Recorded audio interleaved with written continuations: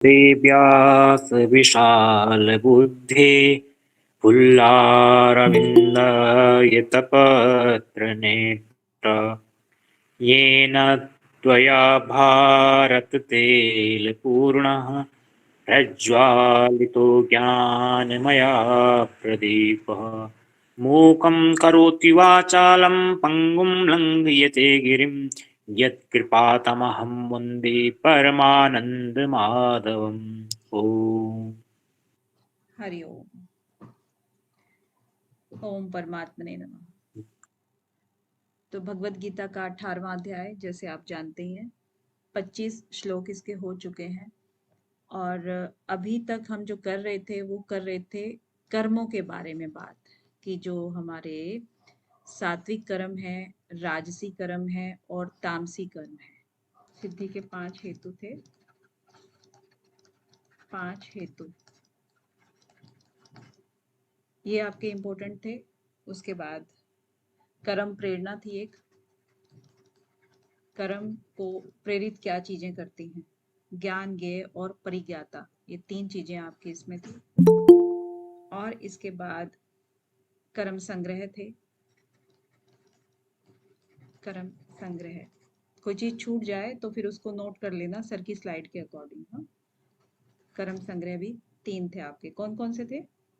करण, कर्म और कर्ता, यही थे। ठीक है। उनके बाद ये बता रहे हैं कि ये जो कर्म संग्रह वगैरह, देखिए ऊपर आ चुके हैं आपके सारे। यहाँ पर 3 प्रकार के कर्म प्रेरणा बता दी थी, और उसके बाद आपके कर्म संग्रह भी बता दिए थे। इसके बाद फिर ज्ञान का वर्णन करते हैं, भगवान सात्विक ज्ञान का वर्णन करते हैं, राजसिक ज्ञान का वर्णन करते हैं, फिर तामसिक ज्ञान का वर्णन करते हैं। ज्ञान के बाद फिर वो कर्म पे आते हैं। तो एक हल्का सा आप इसका वो ले लीजिए कि सबसे पहले इन्होंने ज्ञान बताया, फिर उन्होंने कर्म बताया है। ज्ञान, कर्म, और अब क्या बताएंगे? अब वो क्या बताएंगे यहाँ पर? कर्ता के लक्षण। ठीक है। हाँ जी, कर्ता के लक्षण कौन पढ़ेगा? प्रणाम दिनेश जी। कर्ता के लक्षण कौन पढ़ने जा रहे हैं? आवाज आ रही है क्या? मुक्त संवहनवादी धृत्युत्साही समान्विता सिद्ध्य सिद्ध्यो निर्विकारा कर्ता सात्विक उच्यते। हाँ, तो अब किसकी बात कर रहे हैं? ये सात्विक कर्ता की बात कर रहे हैं कि जो सात्विक कर्ता होता है उसके लक्षण कैसे होते हैं। मुक्त संग होता है, मुक्त संगम। और इसके बाद अहमवादी होता है, धृत उत्साह समन्वित होता है, सिद्ध सिद्धो निर्विकार होता है। ऐसा जो कर्ता होता है उसको सात्विक कर्ता बोलते हैं। मतलब जो कर्ता संग्रहित हो गया, संग्रहित मतलब मुक्त संग्रह, और अहंकार के वचन न बोलने वाला मतलब अनअहमवादी, और धृत उत्साह समन्वित, यानी कि धृति यानी धैर्य, उसके अंदर धैर्य होता है और उत्साह से युक्त होता है। सिद्ध सिद्धियों यानी कि जो कार्य है उसके सिद्ध होने या न होने पर उसको शोक और हर्ष नहीं होता है, यानी कि निर्विकार रहता है वो। तो ऐसा जो कर्ता होता है वो सात्विक कहलाता है। तो इसको थोड़ा सा अभी और हल्का सा डिटेल में देख लेते हैं, क्योंकि इसमें एक शब्द जो है ना वो भी आया है। क्या आया है? ये वाला धैर्य किससे आया है समझ के तो भी देखते हैं, क्योंकि इसका अगर हम ब्रेक करेंगे ये वाला, तो ये क्या आएगा? धृति से ही धैर्य बनता है, धृति और उत्साह। इसको अगर हम ब्रेक करते हैं तो ये आता है। ठीक है। तो मुक्त संग कैसे हो गया आपका? सबसे पहला जो शब्द है मुक्त संग। मुक्त संग मतलब जो सांख्य योगी होते हैं कर्मों के साथ में अपना संग नहीं रखते हैं, राग नहीं रखते हैं। तो ऐसा जो है ना सात्विक कर्ता ऐसा होता है, राग रहित होता है, तो उसको मुक्त संग बोल दिया गया है। अनअहमवादी, अब यहाँ पर जो कोई भी चीज का वो परिस्थिति कोई भी है, कोई वस्तु है, कोई भी चीज है, तो उससे वो अहंकार नहीं करता है, अपने आप को विशेष नहीं मानता है कि वो चीज उसके अंदर है तो ये मैं ऐसा हूं। तो वो त्यागी होता है, एक तरह से अभिमानी होता है। और धृति उत्साह क्या होता है कि धृति क्या होती है, यानी कि जो भी हम कर्तव्य कर्म करते हैं उसमें जो विघ्न बाधाएं जब आ जाती हैं और फिर जो उनका जो समाधान होता है, उनको ठीक प्रकार से निकले या ना निकले, लोगों में निंदा हो जाए या कुछ भी हो जाए, तो ऐसे में, ऐसी परिस्थिति में जब वो धैर्य बना करके रखता है, धृति से धैर्य बनता है। ठीक है, इसको और डिटेल में आगे पढ़ेंगे हम। तो धैर्य जो होता है ना, वो बना करके रखना, उसी का नाम जो है ना वो धृति के अंदर से ही आता है। और उसके अंदर उत्साह बना करके रखता है, यानी कि क्या हो गया, वो असफलता में या लोगों की निंदा के कारण या फिर किसी की दुर्वचनों के कारण वो विचलित नहीं होता है। चाहे उसको सफलता मिले तो वो उसके अंदर ही नहीं रहता है कि सफलता पूर्वक जैसा उसका उत्साह रहता है वैसा ही वो असफलता में भी उत्साह उसका रहता है। तो उस तरीके से कहते हैं कि धृति उत्साह समन्विता, कि उसमें वो चीज समाहित रहती है, धैर्य और उत्साह युक्त होता है। सिद्धि और असिद्धि में भी वो निर्विकार रहता है। तो ऐसा कर्ता को हम क्या कहते हैं, सात्विक कर्ता कहते हैं। हाँ जी, एक वो आता है ना, बिना विचारे जो करे सो पाछे पछताए, काम बिगाड़े आपनो जग में होत हंसाए। ये किसके लिए बोला गया है, सात्विक के लिए है या तामसिक के लिए? थोड़ा पहचान हो गई होगी ना आपको भी, सात्विक राजसिक तामसिक में। हाँ, तामसिक के लिए बोला गया है, राइट। अभी तो एक एक चीज आप देख रहे हो ना, सात्विक राजसिक के सबके बारे में। अब राजसकर्ता के बारे में बात करेंगे। हाँ जी प्रवेश जी।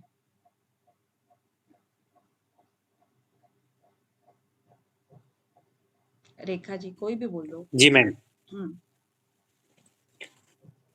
रागी कर्म फले फलप्रेप्सुर्लब्धो हिंसात्मको शुचिः हर्ष शोकान्वितः कर्ता राजसः प्रकीर्तितः। हाँ, राजसः पर परिकीर्तितः। तो यहाँ पर क्या कह रहे हैं कि एक तो कह रहे हैं रागी है, दूसरा कर्म फल प्रेप्सु है, और तीसरा वो लुब्ध है ना, और फिर वो हिंसात्मक भी है और अशुचि भी है। ये सारी चीजें हो गई। हर्ष और शोकान्वित है, ऐसा जो करता है वो राजस कहा गया है। तो रागी मीन्स आपको पता ही है कि राग के अंदर वो रहता है, रजोगुण रहने के कारण फिर वो विषयों में राग अपना कर लेता है, उसके विषयों के प्रति खिंचाव अपने आप हो जाता है। कर्म के फल की इच्छा उसको रहती है कि राजस मनुष्य कोई भी काम करेगा तो उसके फल की चाहना जरूर होगी कि मैं ये अनुष्ठान कर रहा हूँ, मैं ये दान कर रहा हूँ, तो मान बढ़ाई उसको चाहिए। लुब्ध में क्या है कि राजस मनुष्य जो होता है उसको जो कुछ भी मिलता है तो उसमें वो संतोष नहीं करता है, उसको और चाहिए। यानी कि थोड़ा लाभ मिला, उसको फिर और ज्यादा लाभ चाहिए, मिलता रहे, है ना। तो उसका वो कभी भरता नहीं है, तो वो लुब्ध हो गया। हिंसात्मक, तो हिंसात्मक में भी देखिए वही चीज आती है। हिंसा का मतलब हिंसा ही होता है, किसी को भी दुख पहुंचा करके उसको लाभ लेना कहीं से भी। यानी कि अगर दो कोई भी वो हैं आपके कॉम्पिटिटर हैं, तो आप दूसरे को नुकसान पहुंचा करके अपना फायदा करने की सोचोगे, तो वैसी जो प्रवृत्ति होती है वो राजसी मनुष्य की होती है। तो क्योंकि खुद का फायदा होना चाहिए, दूसरे का नुकसान हो रहा है, तो ऐसा जो है ना, हिंसा से भी वो बाज नहीं आते। हिंसा का मतलब बताया ही था आपको कि तन मन और धन तीनों की जो हिंसा होती है वो मन वचन कर्म, तन मन धन, इस तरह से। तो सब तरफ से ही हिंसा का वो बन जाता है, कारण बन जाता है। अब देखा जाए तो ऊपर अगर आपने देखा होगा तो इसमें 25वें श्लोक में आपने देखा होगा, इसमें भी किसमें हिंसा कही गई है, ये तामस कर्म है। तामस कर्म में हिंसा का शब्द आया है। अब यहाँ पर थोड़ा सा देख लेंगे, क्योंकि कई बार क्वेश्चन बन जाते हैं ना, तो पता ही नहीं लगता कि हिंसा इसमें भी आया था, हिंसा उसमें भी आया था। ये तामस कर्म है, इसके अंदर हिंसा आया हुआ है।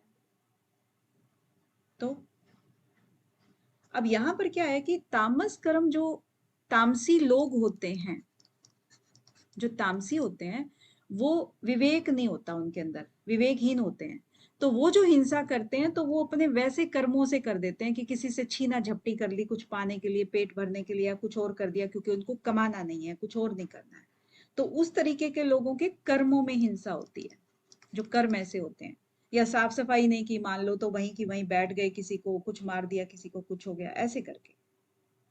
और जो राजस मनुष्य होते हैं वो कैसे करते हैं? वो दूसरे प्रकार से करते हैं। खुद ही उनके मन में ऐसे विचार होते हैं कि मैं ऐसा काम करूं कि मेरा ज्यादा फायदा हो। मेरा ज्यादा, जो ज्यादा वाली जो चीज हो गई ना, इसका मतलब कहीं ना कहीं तो किसी का आप कुछ अहित कर रहे हो, तो उसके मन में हो गई और इसके कर्म में हो गई। ठीक है, तो वो दो चीजों में डिफरेंट कर सकते हैं, लेकिन ये पूरी तरह से मैं इसको वो नहीं बोल रही हूँ कि पूरी तरह से ठीक है, लेकिन कुछ ना कुछ इसमें इस तरीके से डिफरेंशिएट किया जा सकता है इसको। हाँ, तो आपका ये हो गया हिंसात्मक। अशुचि, अशुचि में क्या है कि जो आपका रागी पुरुष है, रागी जो मनुष्य है, वो भोग बुद्धि से जिन भी पदार्थों का जो संग्रह करता है, तो उन सब चीजों से वे सारी चीजें अपवित्र हो जाती हैं, क्योंकि वहां का जो वायुमंडल है या वहां की जो अपवित्रता है, उससे वो उसको मतलब महत्व नहीं देता है। ठीक है, तो वो उसको फिर सात्विक की अपेक्षा ये अशुचि कहलाएगा। हर्ष शोकान्वित, अब हर्ष शोक से भी वो दिन ब दिन जो है वो पीड़ित रहेगा, क्योंकि वो कर्म की फल की इच्छा रख रहा है। तो ऐसा कर्ता जो है वो आपका हो गया राजसी, राजसी कर्ता। ठीक है, अब तामसी कर्ता के रूप में वर्णन करेंगे रेणु जी, रेखा जी, रेखा जी। अयुक्त प्राकृत शब्द षट अनैष्कृत अलस विषादी दीर्घसूत्री च कर्ता मानस उच्यते। अब इसमें ना कुछ शब्द ऐसे हैं जो कि आपको शब्दों से बहुत क्लियर होने चाहिए, और इसमें अगर कोई क्वेश्चन बनता है, क्योंकि 18वां अध्याय हमारा बहुत इंपॉर्टेंट है, इनमें से कोई ना कोई क्वेश्चन आने के चांस रहते हैं। ये जो सारे शब्द हैं, इनको आपको कूट में दे करके और आपसे पूछ लिया जाएगा कि ये कौन से गुण के लक्षण हैं, तामसिक, राजसिक और सात्विक। ठीक है, इनमें से कुछ ऐसे हैं शब्द जो कि आपको पहचानने पड़ेंगे। अब इसमें अयुक्त, अयुक्त मतलब जैसे इसने कहा कि ये जो कर्ता है, इसको पहले पूरा एक अर्थ देख लेते हैं मोटे मोटे। जो कर्ता है वो अयुक्त, शिक्षा से रहित, घमंडी, धूर्त और दूसरों की जीविका का नाश करने वाला और शोक करने वाला, आलसी और दीर्घ सूत्री होता है, उसको तामस कहा जाता है। तो यहाँ पर जो अयुक्त है, अयुक्त का क्या मतलब हुआ? अयुक्त का मतलब हुआ कि वो जो काम करना चाहिए, यानी कि किस तरह के काम करने में हमें लाभ होगा, किस में हानि होगी, इसको वो निर्णय करने में असक्षम है। ठीक है, तो अयुक्त हो गया। प्राकृत, प्राकृत से आप क्या समझते हो? प्राकृत यानी कि प्रकृति ने जैसा इसको इस दुनिया में भेज दिया वो वैसा ही है, उसने अपने अंदर कोई सुधार नहीं किया, प्राकृत उसको कहते हैं। ठीक है, उसने कुछ भी ऐसा अपने स्वभाव में, अपनी एजुकेशन में, अपने ज्ञान में कोई भी वृद्धि नहीं की।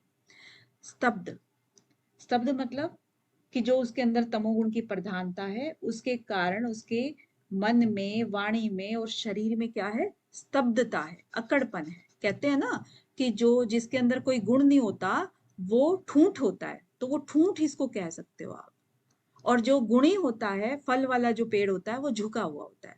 तो स्तब्ध हो गया तो इसका मतलब वो क्या है? ठूंठ हो गया, एकदम खड़ा है पिलर की तरह से। इसके बाद शठः, शठः क्या होता है? जो तामस मनुष्य है उसकी एक जिद होती है। क्या जिद होती है? कि जो दूसरों की दी हुई जो भी अच्छी चीजें हैं, अच्छी कही हुई बातें हैं, उनको वो मानता नहीं है। अपनी मूढ़ता के जो उसके पहले से विचार हैं उसी को ही वो ऊपर रखेगा। वो कहेगा कि ये जो सारे लोग हैं ना, ये मुझे ठगने के लिए बोल रहे हैं, ये अपने आप को ज्यादा होशियार समझ रहे हैं, ऐसा करके वो व्यवहार करता है। शठ, शठा। अब आता है अनैष्कृतिक का। अब नैष्कृतिक क्या होता है? पहले तो अ को हम छोड़ दें अगर, तो नैष्कृतिक होता है कि जिसका किसी ने उपकार किया है, तो जाहिर सी बात है कि जिसका उपकार किया है तो उसके मन में उपकार करने वाले का कुछ ना कुछ तो पॉजिटिव थॉट्स होंगे ना, अच्छा लगेगा उसका, कभी ना कभी वो प्रत्युत्तर देना चाहेगा।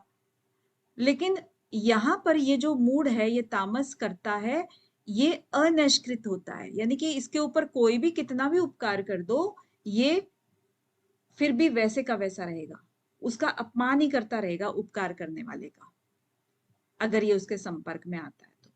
ठीक है, तो वो उसके ऊपर बिल्कुल भी इसका आभार नहीं है, अनिष्कृत। अलसह, अलसह क्या होता है? वही आलसीपन जो होता है कि आलसी। हम, हाँ आलसी जो होता है, तो यहाँ पर अल से लिखा है इसमें। तो इसमें वही चीज है कि कर्तव्य कर्म अगर उसको पता भी लग गया, लेकिन उसमें भी वो आलस करेगा। भाई किसी, कोई उसके आसपास में या कोई उसका दोस्त या कोई और उसका बेटा पत्नी कोई भी बीमार है अगर, और अगर उसको पता है कि मेरे को इसकी देखभाल करनी है, फिर भी वो उसकी देखभाल नहीं करेगा, यानी कि कर्तव्य कर्म है उसका, लेकिन फिर भी वो नहीं करेगा, उससे वो पीछा छुड़ाएगा, तो वो भी क्या है? आलस में पड़ा रहेगा। नींद, उसमें नींद में पड़े रहना उसको अच्छा लगता है। फिर विषादी है। विषादी मतलब तामसों में जो तामसी मनुष्य होते हैं, उनमें उनको ये पता ही नहीं होता कि उनका कर्तव्य क्या है और क्या चीज उनको करनी चाहिए, क्या नहीं करनी चाहिए, क्योंकि वो क्या है, ज्यादा करके क्या होते हैं, बेहोशी में ही रहते हैं, यानी कि वो आलस में रहते हैं, नींद में रहते हैं, प्रमाद में रहते हैं, उस तरह के ये इनकी विचारधारा होती है कि मैं क्या करूंगा, क्यों करूं किसी के लिए, मुझे क्या मिलेगा, ऐसा। तो जो अपने मार्ग से या कर्तव्य से जो हट जाते हैं, तो उनके मन में क्या होता है, दुखी होते हैं। आज उसने उसे ये कह दिया, आज वो कह दिया, तो अशांत भी रहते हैं, दुखी भी होते हैं, इसलिए उनको विषादी बोला है। फिर दीर्घ सूत्री। दीर्घ सूत्री क्या होता है कि एक धागा है, चलिए उसको दीर्घ बना दे। अब इस धागे को, सूत्री बोला ना इसलिए मैंने सूत्र बोला आपको, लेकिन इसी धागे को अगर आप काम कह दो कि काम है, कार्य है, तो एक काम हो तो आपका 10 मिनट में करने वाला, लेकिन आप उस काम को पूरे दिन तक आप खत्म ही ना करो, तो वो दीर्घ सूत्री हो गया। यानी कि किसी भी कार्य को आप इतना लंबा खींच दो, एक तो आप में बुद्धि नहीं है, आप में मतलब तामस जो करता है, एक तो उसके अंदर बुद्धि नहीं है, तो किसी ने कह दिया कि ये काम करना है, बता भी दिया कि कैसे कैसे करना है, फिर भी वो जो है ना थोड़ा सा कुछ करके आ रहा है, फिर उसके बाद फिर आराम कर रहा है, सो गया, बैठ गया, फिर दोबारा फिर उसको थोड़ा सा और कर दिया, यानी कि एक ही काम को वो बहुत ज्यादा लंबे समय तक वो लटकाता रहता है और वो भी ढंग से नहीं करता। आगे है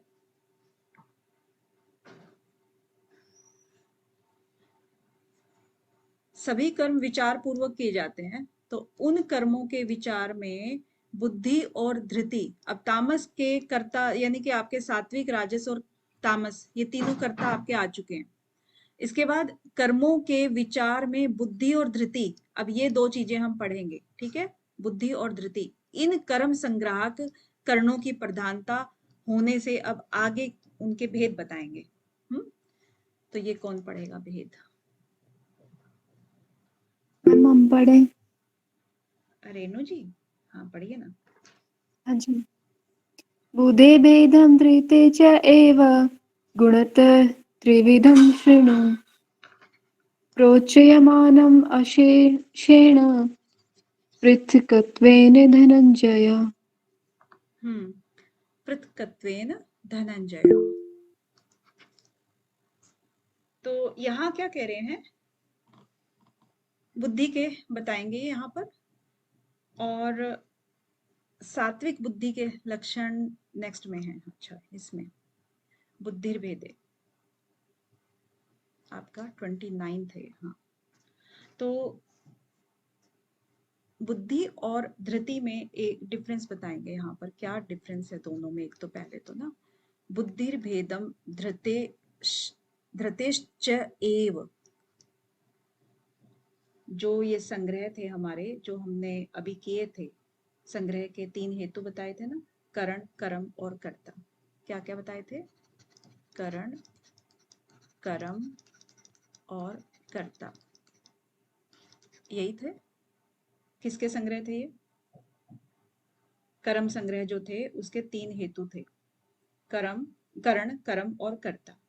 तो इनमें जो कर्म करने के लिए जो काम करते हैं वो क्या करती हैं? इंद्रियां करती हैं वैसे तो। हाँ जी, कर्म संग्रह है ना ये वाले, कर्म संग्रह मैं लिख ही देती हूँ। तो ये थे करण, कर्म और कर्ता। तो जो कर्म संग्रह है, इसमें जो कर्म है, जो क्रिया हो रही है, तो क्रिया किससे होती है? आमतौर पर इंद्रियों से होती है, इंद्रियों से होती है ना। तो जो ये इंद्रियां आदि करण हैं, इनके बारे में ये है। और ये जो सात्विक, राजस, तामस, ये जो चीजें काम करती हैं, ये तीन भेद इनके नहीं करेंगे यहाँ पर, क्योंकि वो एक अलग स्वभाव में आ जाता है। तो उन इंद्रियों के अंदर ये जो अपने कर्म है, इसमें जो इंद्रियां हैं, इनके अंदर जो आपके क्या आ रहे हैं? बुद्धि, जो जिनके कारण हम लोग चीजों को, विषयों को, इन सब चीजों को भोगते हैं या उनको लेते हैं, उनको समझते हैं, तो क्या आता है इसमें? बुद्धि आती है, बुद्धि काम करती है इसमें। बुद्धि के अनुसार ही चलेंगी ना ये सब चीजें। तो यहाँ बुद्धि के भेद जो है ना, वो बता रहे हैं। और इसमें बुद्धि जो है वो क्या होती है? निश्चय करने वाली होती है। बुद्धि का काम क्या है? निश्चय करना किसी भी चीज को, यही काम होता है ना। और जब निश्चय करते हैं तो विचारों को दृढ़ता से ठीक तरह से रखना और अपने लक्ष्य से भटकने न देना, ऐसी धारणा बना करके रखना। निश्चय है, निश्चय कर लिया कि ये बात ठीक है, लेकिन उस पर टिके रहना, डटे रहना। डटे रहना वो किसका काम है? विचलित ना होने देना या डटे रहना किसका काम है? विचलित ना होने देना। बताओ भाई, किसका काम है? बुद्धि, वो धृति का काम है। धृति, बुद्धि। हाँ, देखिए, बुद्धि का काम बताया निश्चय करना, उसने बता दिया कि ये काम ठीक है। लेकिन मुझे भी पता है कि सुबह के समय योगासन करना, प्राणायाम करना अच्छा है। मेरी बुद्धि को पता है, निश्चय कर लिया उसने। लेकिन इस मार्ग पर मुझे अगर ये हटने ना दे तो वो धृति का काम है। इसका ही एक थोड़ा सा एक्सटेंशन हो गया ना, बुद्धि का ही एक्सटेंशन है ये। ठीक है, मैम यहाँ पर धृति किसको बोला गया है? मन को मन या को, बुद्धि को? क्या बुद्धि का ही एक्सटेंशन पार्ट लगाइए ना आप।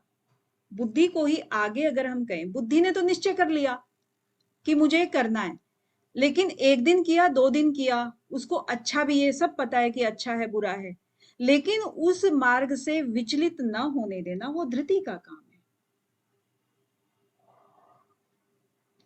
राइट। अब जैसे अगर हम सांख्य योग में पढ़ते हैं तो बुद्धि और धृति की जो है ना, वो कैसे जरूरत होती है? कैसे होती है?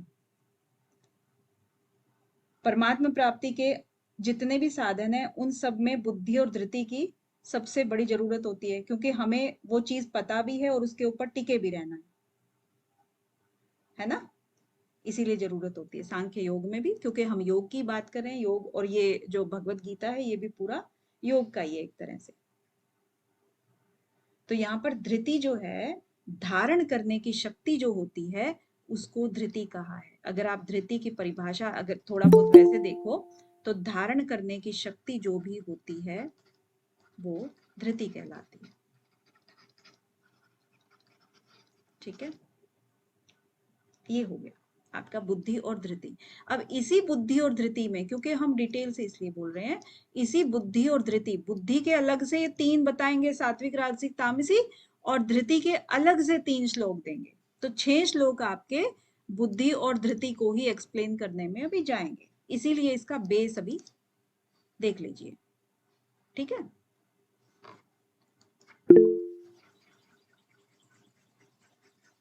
तो ये तो ये पढ़ चुके हैं ना शायद, रेणु जी, है ना?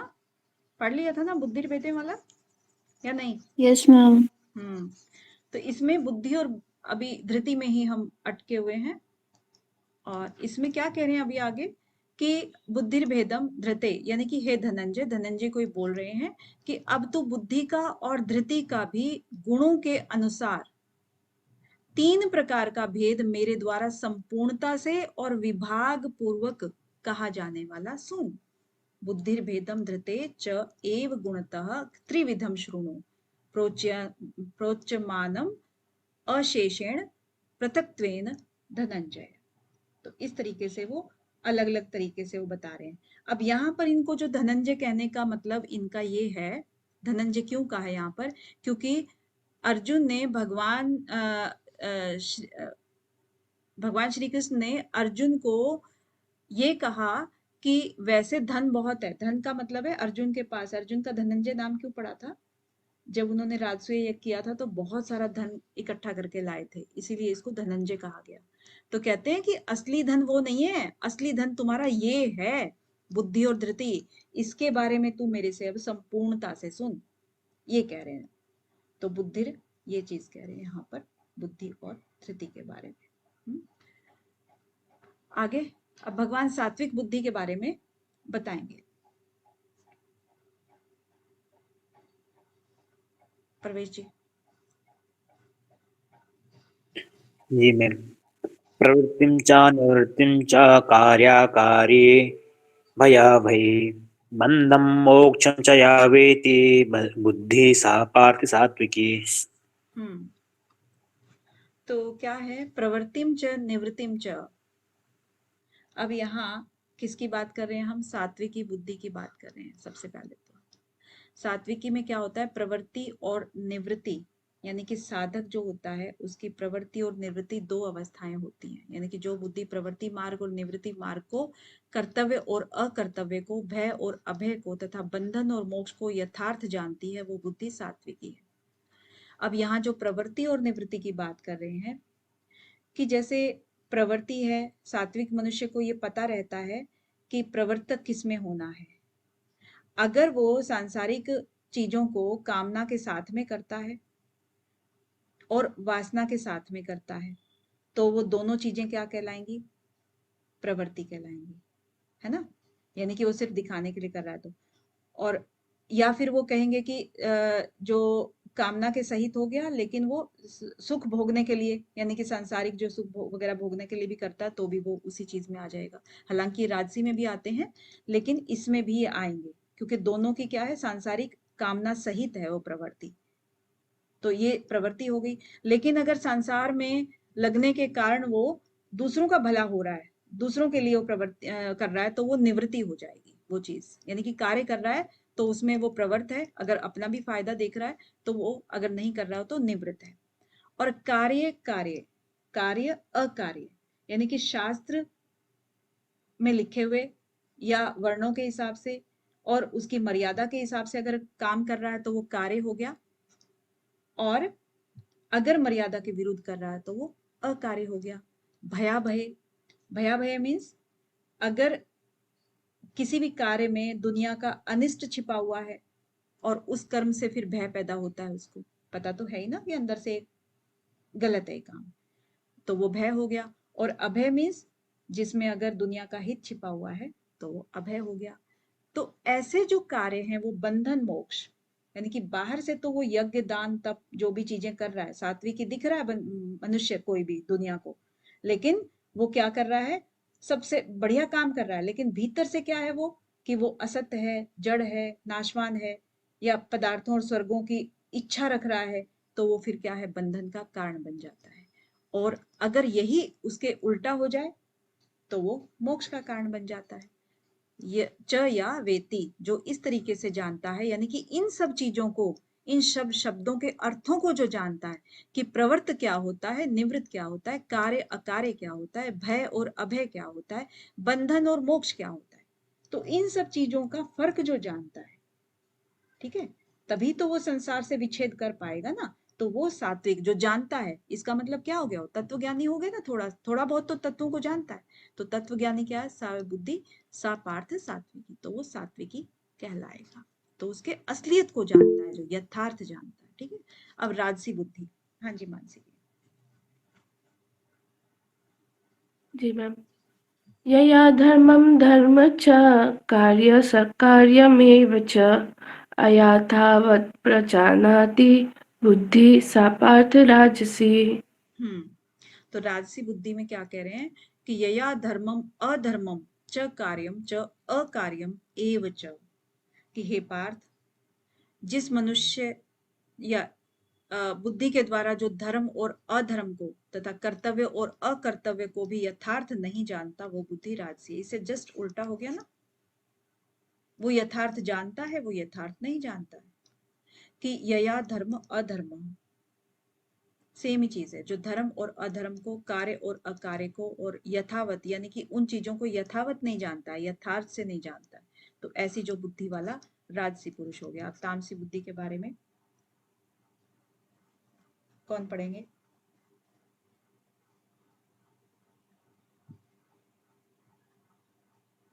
शिवी जी। अधर्मं धर्ममिति या मन्यते तमसावृता सर्वार्थान् विपरीतान् च बुद्धि सा पार्थ तामसी। तो तामसी बुद्धि क्या होगी? अधर्मम धर्मम इति या मन्यते तमसा आवृता, मतलब जो तमोगुण से घिरी हुई जो बुद्धि है, वो अधर्म को भी धर्म, ये धर्म है। अधर्मम धर्मम इति, यानी कि जो अधर्म है वो भी धर्म मानते हैं उसको। या मन्यते तमसा आवृता, जो तामस में पूरे आवृत रहते हैं, उनकी बात कर रहे हैं। सर्वाथान विपरीतान च बुद्धि, और वो सभी चीजों को, सभी जितने भी संपूर्ण पदार्थ हैं, वो उनको भी वो विपरीत ही मानते हैं, तो वो तामसिक बुद्धि है। ठीक है, इसमें ज्यादा कुछ है नहीं, वो तो पता ही है कि सब चीजें उल्टी ही माननी है उनको। आत्मा को स्वरूप न मान करके क्या मानते हैं वो? शरीर का अपना मान लेते हैं कि हम ही हैं बस जो कुछ है, ईश्वर कुछ नहीं है, वो दिखता तो है नहीं, है ना, जो दिख रहा है वही अपना है, दूसरों को पागल समझते हैं। तो अपनी बुद्धि उनकी हठी बुद्धि होती है। हाँ जी, आगे।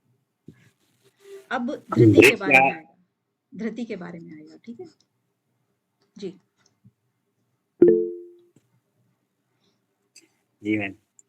धृत्या यया धार्यते मनः प्राणेन्द्रिय क्रिया योगेन अभ्यविचारिण्या धृति सा पार्थ सात्विकी।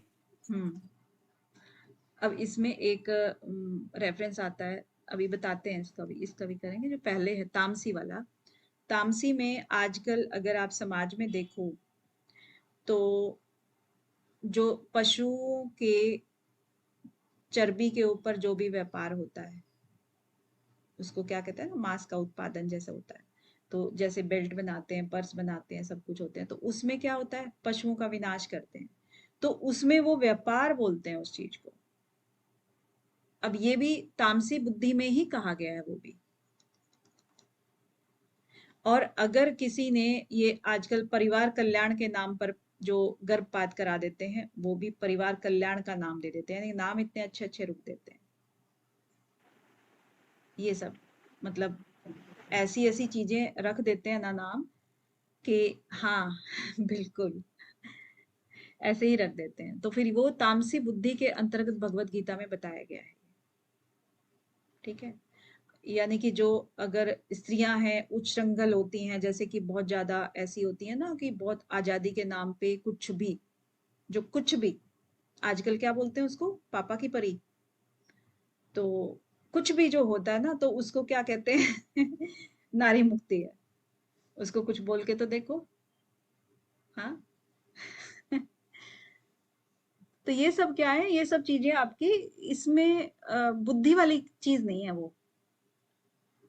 आगे चलिए, सात्विकी धृति के बारे में जो बात कर रहे हैं, धृत्या यया धार्यते, यानी कि आपका जो धृता जो अव्यभिचारिणी धारण शक्ति से मनुष्य ध्यान योग के द्वारा मन, प्राण और इंद्रियों की क्रियाओं को धारण करता है, वो धृति सात्विकी है।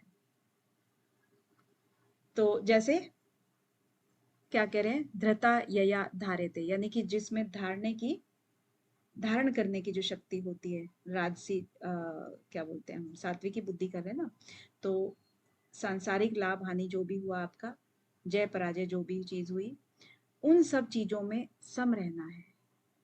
मन प्राण और क्रिया, मन प्राण इंद्रिय और क्रिया, इनमें सब में वो स्थिर रहने की बात करते हैं, धारण करता है, उसमें संयम रखता है, मतलब तो वो धृति क्या हो गई, सात्विक हो गई।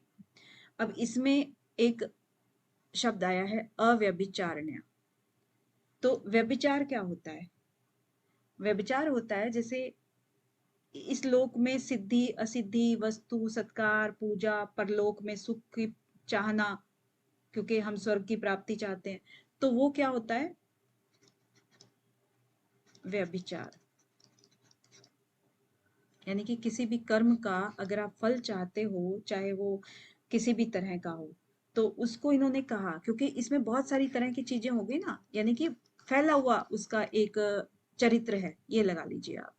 क्योंकि ये सुख भी चाहता है, किससे, विषयों से, वो मान बढ़ाई भी चाहता है, वो आपका और भी चीजें चाहता है, जैसे अव्वल किसी टाइम में, मतलब फर्स्ट, या जो आजकल बहुत ट्रेंड में है कि हमें तो भैया अपना बच्चा फर्स्ट ही चाहिए, यानी कि मान बढ़ाई का ही एक वो हो गया।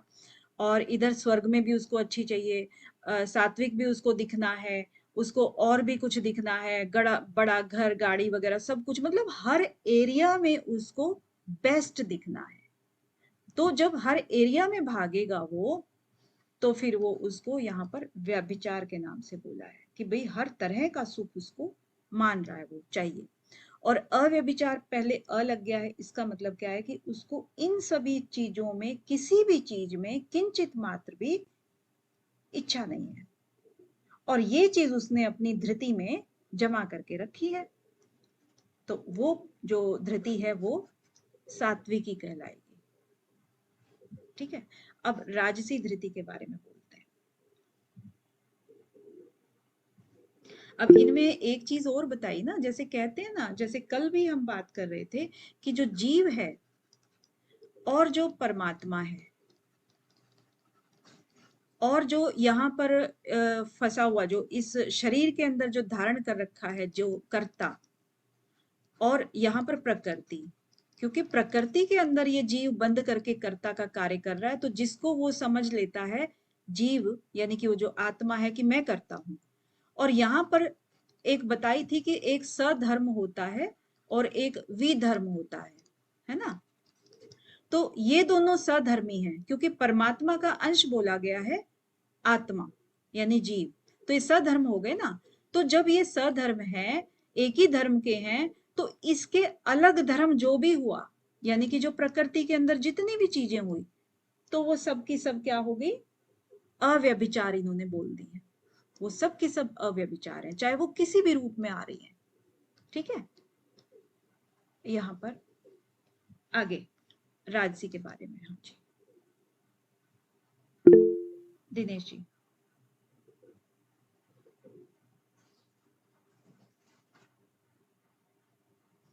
यया तु धर्म कामार्थान् धृत्या धार्यते अर्जुन प्रसंगेन फलांकाक्षी धृति सा पार्थ राजसी। अब यया तो धर्म कामानार्थ धृत्या धारते अर्जुन, यानी कि कहते हैं कि हे प्रथा पुत्र अर्जुन, पार्थ कहा है तो प्रथा पुत्र हो गया अर्जुन, फल की इच्छा वाला मनुष्य जिस धारण शक्ति के द्वारा अत्यंत आसक्ति से धर्म अर्थ और कामों को धारण करता है, वह धारण शक्ति राजसी है। तो अब मेन चीज वही है कि धर्म कामान अर्थात, यानी कि धर्म और काम के अर्थ से ही वो धारण करता है चीजों को, तो जाहिर सी बात है वो क्या हो गया, फलाकांक्षी हो गया, और वो वैसी धृति को धारण करने वाला है। अब तामसिक धृति की बात करते हैं, प्रवेश जी। जी मैम। यया स्वप्नं भयं शोकं विषादं मदमेव च न विमुञ्चति दुर्मेधा धृति सा पार्थ तामसी।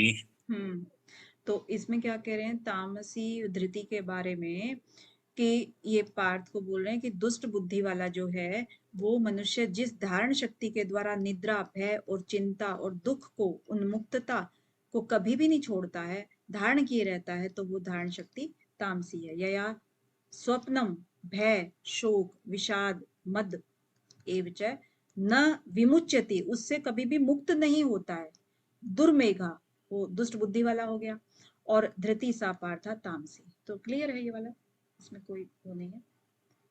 तो मनुष्यों की कर्मों में प्रवृत्ति सुख के लोभ से ही होती है, क्योंकि सुख चाहिए उसको, और सुख कर्म संग्रह में हेतु है।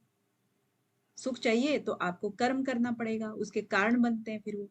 तो आगे के 4 श्लोकों में सुख के भेद बताए गए हैं। हाँ जी परवेश जी। जी मैम। सुखम त्विदानीं त्रिविधम शृणु मे भरतर्षभ, अभ्यासाद् रमते यत्र सुखान्तं च निगच्छति। Next week. यतदग्ने विषमिव परिणामे मृतोपमं, तत्सुखं साधुकं प्रोक्तमात्मं बुद्धि प्रसादजम्। हाँ, तो इसमें क्या करे कि सुखम तु इदानीम त्रिविधम श्रृणु में भरत शर्मा।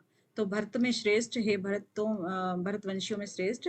अब 3 प्रकार के सुख को तू मुझसे सुन। जिस सुख में साधक मनुष्य भजन ध्यान और सेव आदि के अभ्यास से रमण करता है, जिससे वो दुखों के अंत को प्राप्त होता है।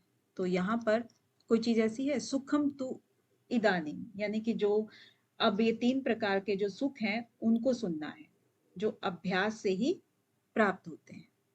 अभ्यासात् रमते यत्र दुखांतम च निगच्छति। तो अभ्यास, दुखों का अंत तभी होता है जब अभ्यास होता है इसका। तो सुखम चु इदानीम, यानी कि ज्ञान कर्म और कर्ता जो है, बुद्धि और धृति के 3 भेद बताए यहाँ पर। और इसके बाद तू पद से क्या कह रहे हैं यहाँ पे, भगवान कहते हैं कि सुख जो है ना वो भी 3 तरह का होता है। सुख भी 3 तरह का बताया। और कैसे, जैसे कि एक तो पारमार्थिक मार्ग पर हम चलते हैं, जितने भी साधक चलते हैं तो ऊंची स्थिति में प्राप्त होते हैं, और उनको परमात्म तत्व के अनुभव न होने से अगर विघ्न बाधा आ जाए तो वो सुख की इच्छा रखते हैं। तो एक तो वो हो गया। और सात्विक सुख होता है, फिर आसक्ति के कारण जो बंधन कारक हो जाता है। तो इस तरह से सुख जो है इदानीम, ये कई तरह के हैं, सुख भी कई तरह के हो गए। तो ये अभ्यास से ही इनको जब रमते रहोगे तो ये दुखों का अंत करने में सक्षम होते हैं। निगच्छति, ठीक है।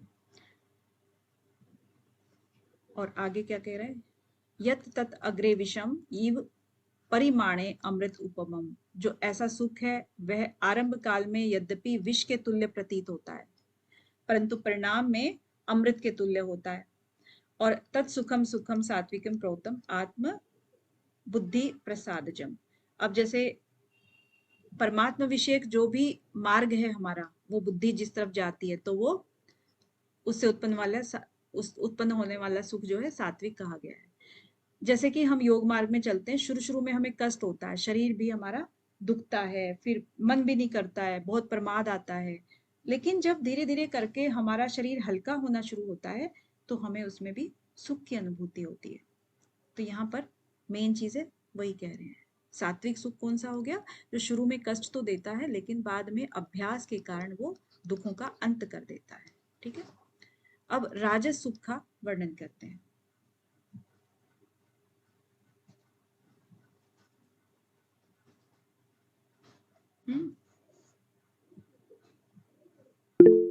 मानसी जी।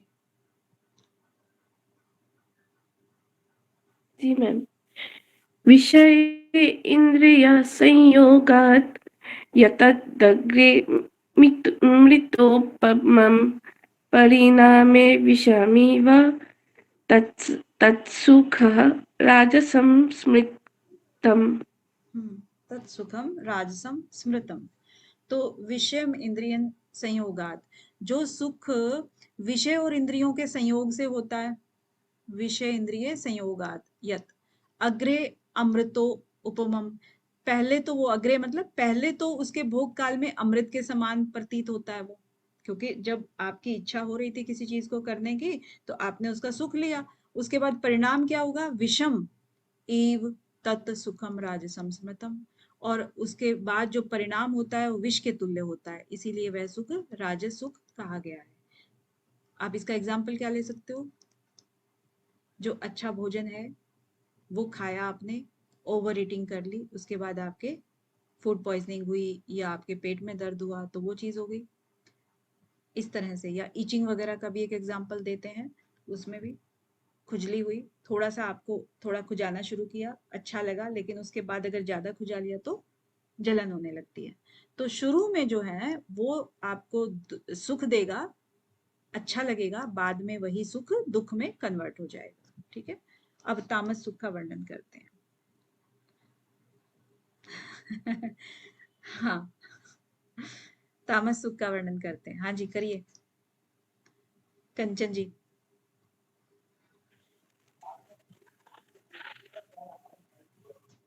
Yes, ma'am. जग्रे च अनुबंधे च सुखं मोहनम् आत्मना निद्रा आलस्य प्रमोदत्थं तत् तत् तत् सामसम् उदागृहीतम्। तो यत अग्रे च अनुबंधे च सुखम मोहनम आत्मनम, यानी कि जो सुख भोग काल में तथा परिणाम में भी आत्मा को मोहित करने वाला है। यानी कि जब वो भोग कर रहा है तब भी मोह के अंदर फंसा हुआ है कि मेरे को तो बस और दे दो, और दे दो, और दे दो, है ना, ऐसा। और उसका परिणाम भी दोनों में वो मोहित करने वाला है। निद्रा आलस्य प्रमाद उत्तम, और इन सब से क्या होता है, निद्रा आलस्य और प्रमाद ही उत्पन्न होता है। उत्तम तत् तामस उदाहरतम, तो उसी को तामस कहते हैं। डिटेल बहुत ज्यादा हो सकती है इनकी, लेकिन मेन है कि हमें अर्थ समझ में आ गया, वही बहुत है। अब ये क्या कह रहा है यहाँ पर, यहाँ तक 20 से लेके 39वें श्लोक तक भगवान ने गुणों की मुख्यता को लेकर ज्ञान, कर्म आदि के 3-3 भेद बताए। अब इनके सिवाय गुणों को लेकर सृष्टि की संपूर्ण वस्तुओं के भी 3-3 भेद होते हैं। इसका लक्ष्य कराते हुए भगवान आगे के श्लोक में प्रकरण का उपसंहार करते हैं। तो ये लास्ट श्लोक है आपका। हाँ जी, परवेश जी। जी मैम। न तदस्ति पृथिव्यां वा दिवि देवेषु वा पुनः सत्त्वं प्रकृतिजैर्मुक्तं यदेभिः स्यात् त्रिभिर्गुणे। हाँ, तो इसमें क्या कह रहे हैं कि यत तत अस्ति पृथ्व्याम, यानी कि पृथ्वी में या आकाश में, वा दिवि देवेषु वा पुनः, तो ये देवताओं में या इनके सिवा कहीं और भी, कहीं भी ऐसा कोई भी सत्व नहीं है जो प्रकृति से उत्पन्न इन तीनों गुणों से रहित हो। चाहे पृथ्वी में हो, आकाश में हो, अथवा देवताओं में या इनके सिवाय, तथा इनके सिवाय कहीं भी ऐसा कोई भी सत्व नहीं है, कोई भी ऐसा चीज नहीं है। सत्वम प्रकृति मुक्तम एव यत ए भी स्यात् त्रिभि गुण, तीनों गुणों के उसमें सब बंधे हुए हैं। यानी कि प्रकृति से उत्पन्न इन तीनों गुणों से रहित हो ऐसी कोई भी चीज, कोई भी वस्तु नहीं है। किसमें? सब में।